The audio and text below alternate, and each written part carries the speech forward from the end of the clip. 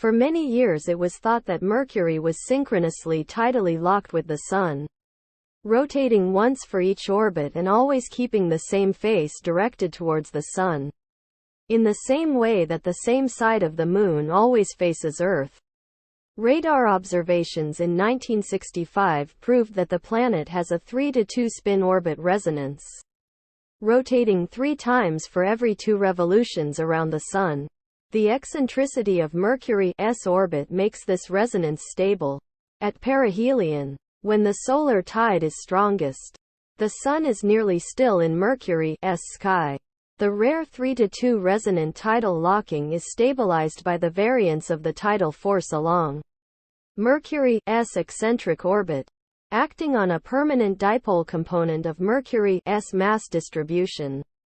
In a circular orbit there is no such variance, so the only resonance stabilized in such an orbit is at 1-to-1. E.g., Earth-Moon. When the tidal force, stretching a body along the center body line, exerts a torque that aligns the body's axis of least inertia, the longest axis, and the axis of the aforementioned dipole, to point always at the center.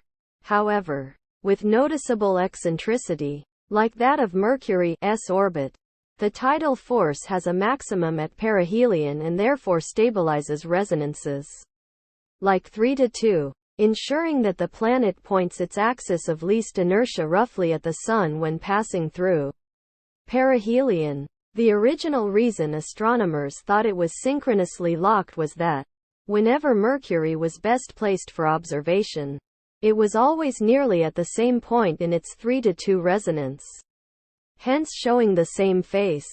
This is because, coincidentally, Mercury's rotation period is almost exactly half of its synodic period with respect to Earth. Due to Mercury's 3-to-2 spin orbit resonance, a solar day lasts about 176 Earth days. A sidereal day, the period of rotation, lasts about 58.7 Earth days. Simulations indicate that the orbital eccentricity of Mercury varies chaotically from nearly 0, circular, to more than 0.45 over millions of years due to perturbations from the other planets. This was thought to explain Mercury's 3-to-2 spin orbit resonance, rather than the more usual 1-to-1, because this state is more likely to arise during a period of high eccentricity. However, accurate modeling based on a realistic model of tidal response has demonstrated that Mercury was captured into the 3-to-2 spin orbit state at a very early stage of its history.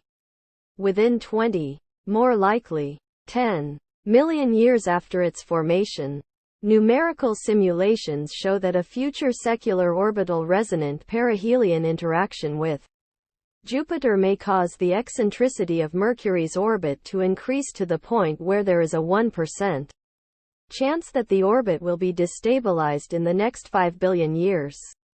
If this happens, Mercury may fall into the Sun, collide with Venus, be ejected from the Solar System, or even disrupt the rest of the inner Solar System.